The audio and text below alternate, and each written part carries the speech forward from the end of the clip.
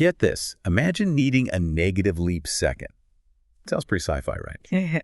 Well, could actually happen. Yeah. And that's exactly what we're diving into today. The leap second. You probably haven't given it much thought, but this tiny time tweak has a surprisingly big impact on our digital world. So we're doing a deep dive into an article from Scientific American. It's called Should We Abandon the Leap Second? And it was published in November 2024. It all starts with this crazy fact. The length of an Earth day isn't constant. It's been slowing down for millions of years. But recently, something weird is happening. The planet's rotation is actually speeding up. Why is this happening? Should we even care? That's what we're here to figure out. We're going to unpack the science behind these time shifts. We'll look at the arguments for and against keeping the leap second. And we'll see why this seemingly small issue could have major consequences for our tech-driven society. Yeah, it's true. This tiny adjustment of a second can actually impact everything. We're talking global financial markets, the GPS in your car. It even makes us rethink our fundamental understanding of time. Okay, so first let's go back to basics. The Earth's rotation is slowing down. And that's a natural process, right? Absolutely. We humans define a day by the time it takes the Earth to rotate once, sunrise to sunset. But Earth's rotation has been slowing down because of a few things. The biggest one is tidal forces from the moon and the sun. It's kind of like the Earth dragging its feet through space, creating friction that slows down the rotation. So way back when dinosaurs were around, a day was shorter, only about 23.5 hours long. That's wild, but this has been going on for millions of years. Why is it suddenly a big deal now? Well, the slowing down is natural, but what's interesting is how the rate of that slowing has been changing recently. And to understand that, we have to talk about atomic clocks. They're the gold standard for keeping time, incredibly precise.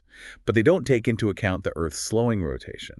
That difference is where we need the leap second. So the leap second kind of bridges the gap between our super accurate atomic clocks and the Earth's rotation that keeps changing, like hitting pause for a second to let the planet catch up. Exactly. We've added 27 leap seconds since 1972, just to keep atomic time in sync with Earth's rotation. But each time, it can cause problems. Remember that Qantas Airways incident in 2012? A leap second glitch was blamed for their systems going offline. Flights were delayed all over Australia. Oh yeah, that was a mess. Sounds like leap seconds are kind of a band-aid solution. Yeah, they are. We're trying to fix a growing problem, but it's causing more tech headaches than it solves. And here's where it gets even trickier. Climate change has entered the picture. Okay, this is where I get excited. Yeah. I mean, for decades, scientists were saying we need to keep adding leap seconds, to keep up with the slowing rotation. But then all of a sudden, the Earth decides to speed up. It's like the planet is throwing us a curveball. Yeah, it's a bit of a twist. And the main reason seems to be climate change. As glaciers and ice sheets melt, it changes how the Earth's mass is distributed. Think about a figure skater pulling their arms in during a spin. They speed up. So as that melted ice moves closer to the Earth's axis of rotation, the planet spins faster. And this change has been so big that scientists think we might actually need to subtract a leap second by 2026. That'd be a first. It would, and it raises a really important question. Is this whole leap second system even sustainable? Especially with climate change adding so much uncertainty to the mix. Right. So now we're at the heart of the debate. Should we just get rid of leap seconds altogether? On the one hand, it seems like they're causing more problems than they're worth. Well, it's complicated. Getting rid of leap seconds would mean our atomic time would slowly drift away from Earth's rotation. It would solve the tech problems, but then what? What happens in the long term when our clocks aren't in sync with the natural world anymore? That's a great question. What do you think? Should we keep adjusting our clocks to match the planet, even with the glitches?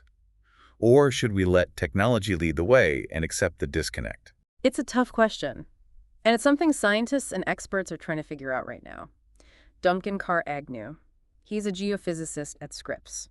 He says a small difference between atomic time and Earth's rotation wouldn't really affect most people. But is that really true? To understand what might happen, we need to imagine a world without leap seconds. Exactly. What happens when our timekeeping system drifts away from the natural rhythms of our planet? That's what we'll talk about next. Stick with us as we explore what might happen if we abandon leap seconds. So we're talking about a world where our clocks aren't tied to the Earth's rotation anymore. Doesn't seem like a big deal at first glance. I mean, who really cares if noon on the clock doesn't perfectly match up with the sun overhead? Yeah, it's interesting to think about. We've lived with these natural rhythms for so long. Imagine sunrise and sunset slowly happening earlier and earlier according to our clocks. Maybe at first it's just a small annoyance, but the long-term effects could be much bigger than we realize. Okay, so like what? What kind of problems could we see if our clocks and the sun are out of sync? Well, think about GPS. It uses super precise timing signals from satellites to figure out where you are. Even a tiny difference between those signals and your device's clock could make your location off by miles. Wow, so our navigation could become totally unreliable. That's a little scary. It is. And it's not just navigation. Imagine farmers planting crops based on clock time that doesn't match the seasons anymore. Or religious events that are tied to the sun, like Ramadan or Easter. Those would be tough to figure out. It shows how important the sun's rhythms are to our lives, even with all our technology. That's true. It's easy to forget how much we depend on that connection to the natural world. But besides those everyday things, I bet there's some serious tech consequences too. Oh, Yeah. absolutely. Communication networks, financial transactions, power grids, all these things need incredibly precise time synchronization. A world without leap seconds could really mess things up. It could make these systems unpredictable and cause disruptions. Imagine trading algorithms making bad trades because of a time mismatch, or power grids going out of sync and causing blackouts. Okay, so we're stuck between a rock and a hard place. Deal with the occasional leap-second glitch, or risk bigger problems if we ditch them completely.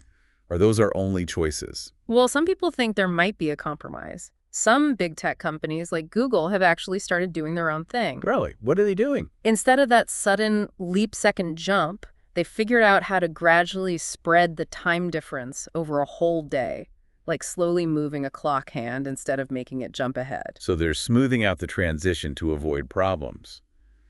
That's pretty smart. But what if everyone starts doing their own thing? Won't we end up with different companies and countries using different time standards? That's a good point, and it highlights a bigger issue this whole debate brings up: the growing tension between our technology and the natural world. We want more precision and control. But sometimes that clashes with how the planet actually works. It's like we're trying to make the Earth follow our atomic clocks. Maybe we should be figuring out how to make our systems more adaptable to the planet's natural rhythms. You got it. This isn't just about seconds. It's about how we see time and our place in the universe. We've come a long way from using the sun to tell time. Now, with atomic clocks in our digital world, the whole idea of time is being challenged. It's kind of mind-blowing. We started talking about this tiny little thing called a leap second. And now we're talking about the meaning of time. Exactly. This leap second problem is just a small example of the bigger challenges ahead.